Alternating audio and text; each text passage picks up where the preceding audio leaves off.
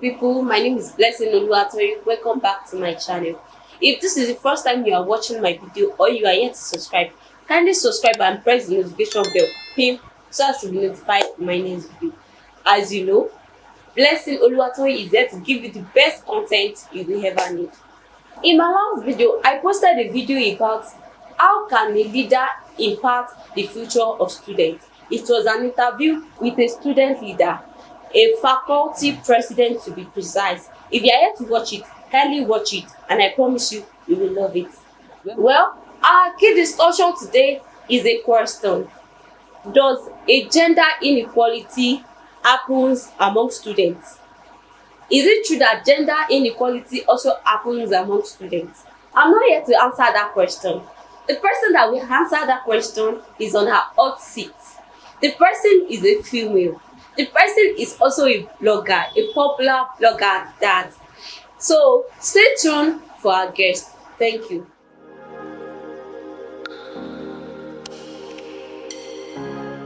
You're welcome to our channel, ma. Thank you.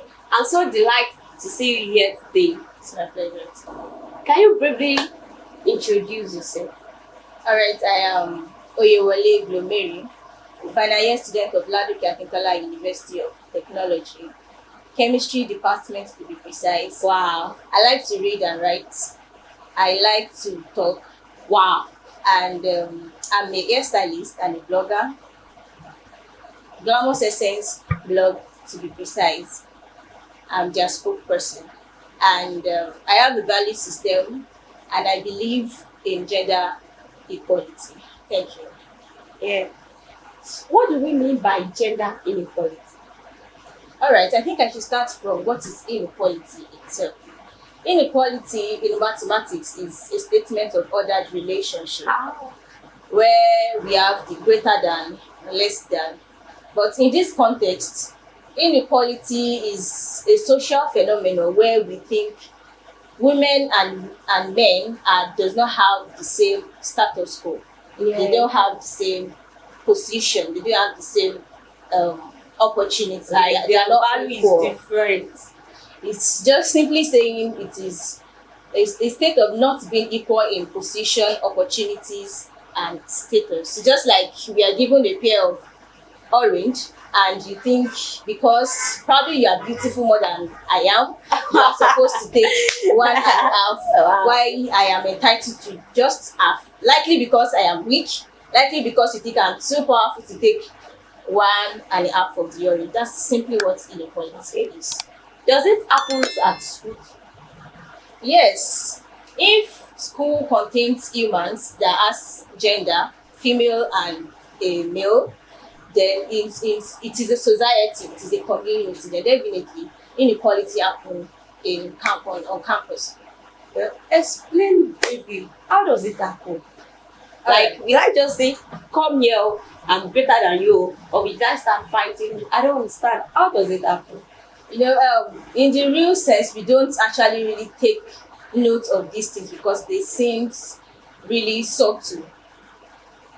Naturally, and then still until now, there has always been the patriarchy system where the male think they are more powerful than the female, which has not really been subdued, so to say. It is still in existence now. That is where, like, let me give an instance of, there is this ideology that the rep must always be a male, while the female must always be an assistant. Yeah. And then have you ever seen in Latin? I don't think anybody, maybe a female, has ever said, okay, I want to go for like an SCJ president.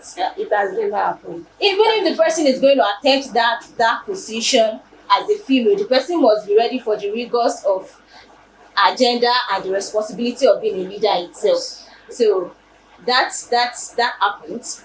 And also on the lecturer side too, there are some instances where lecturers are being, especially female lecturers, they are treated as instead of them to commend their achievements and works, people tend to talk about their families, say how are they handling their families, they tend to talk about their body, their shape, instead of complimenting what they can do and their potentials. Of course. There is this saying that female cannot make the best decision. So which is I've had not about right. Yes. Yes. So that's on the female side. Female especially, their rightful position that's supposed to be for them. They have the potential. They have what it takes to be in that position. But because they are a female, they tend to think, okay, they can't do this. Now on the male side, there is the ideology about men should always be protective. And that is when we go for field trips, we tend to say male should sit where it is okay. They should sit at the window side because anything can happen. They should sit where it is the most dangerous place, which is not right. Or probably we are supposed to lodge in a place and then we say, okay, the male should go and sleep where the window is not right, the window is not good, or where the door is not. This thing, some of these people have not really been through this kind of thing, and they don't even know how to handle such situation. And there is also the ideology of we going to a restaurant, or you and your friend went to a cafeteria and you expect the male to pay your bills just because he's a male, which is not. You have the appetite. If you have the appetite, you must have the money to pay for your appetite. Yeah. So it is a wrong ideology to say a male should always pay the bills for whatever you want to buy. And then there is also the ideology of male should not cry.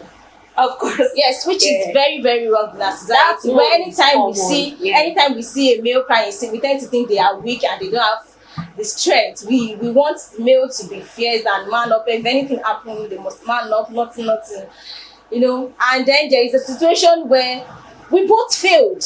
Male failed, female failed, and we are being yelled on by our lecturers, and you expect them not to react, you expect them not to cry, you expect them not to be vulnerable. It is not. Those are the instances. I hope I've really answered your question. Yeah. So I have heard that there are some ways we can prevent it. Yeah. So, like, what can we do to prevent it? Yeah, definitely. There are ways we can prevent these things. If there are no ways we can prevent it, I don't think it's a subject we have to discuss at all. First, we have to understand that we are humans before our gender starts playing out. When our mother conceived us, it was first noted that there is a human living inside the stomach before we finally find out that he's a male or a female, which means the person has a mind, the person has a potential, the person has his or her natural tendencies, things he can do irrespective of his or her gender, irrespective of.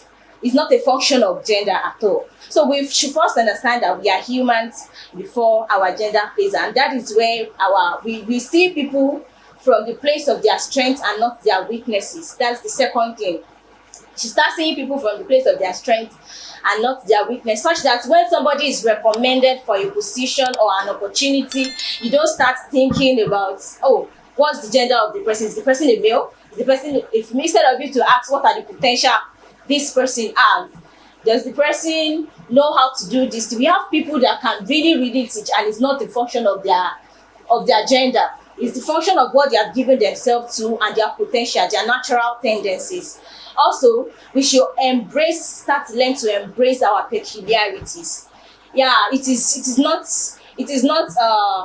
a lie that there is a female part, there is something unique about a female, and there is something unique about a male. We cannot be the same. It's not a competition. So we should learn first to embrace our peculiarities, our strengths and weaknesses. Those are the ways I think we can prevent such issues.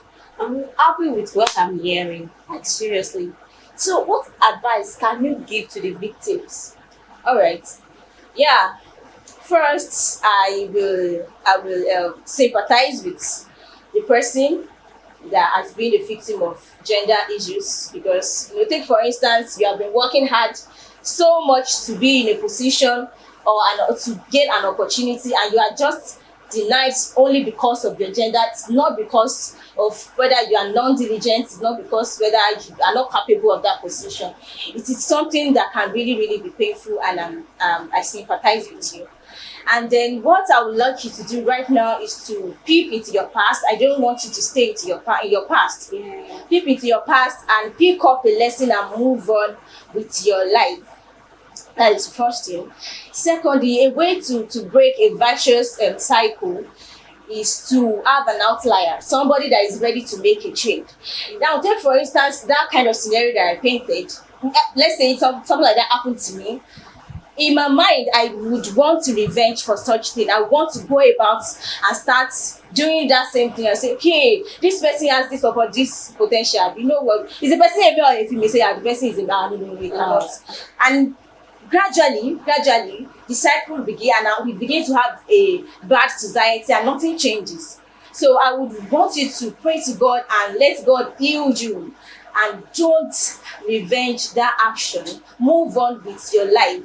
And then two, don't let that stop you from attaining your potential as humans. Don't let your gender stop you. Say, because I have tried before, they have denied me, so I would not try again. No, you have to move on with your life. You have to show them you have the tenacity. You have to show them you have the resilience to move on with your life. And then thirdly, furthermore, you have to embrace your peculiarity. There is this notion that because I'm being treated like this, I am going to start to embrace some qualities of a male. And that's why we have people that start dressing like a tomboy. Yeah. And we have people that start dressing like James Bond. Because they see like, I must also feel like a female so that they can recognize me in the society. You are a woman for a purpose. You are a man for a purpose. When God created you as a male and a female, He has a purpose. So you don't have to be ashamed. It's not your fault that you are a male or a female. You don't have to try to be like a female. You don't have to try to be like a male when you are not. You have your own natural tendency. A woman should learn to behave as a woman, and a man should learn to behave like a man. Your achievement, your position does not have to be the function of your gender at all. It doesn't have to be the function of your gender. Thank you for honoring our invitation. I'm so delighted to see you. Yeah, it's very. Thank you. Oh, next time you call me, you come. Yeah. I'll be looking forward to that. Yeah, thank you so much. Alright. Thanks for watching. Hope you enjoyed today's video. If you want to learn more about this topic, make sure you comment, and don't forget to like and share this video. Till next video. Bye.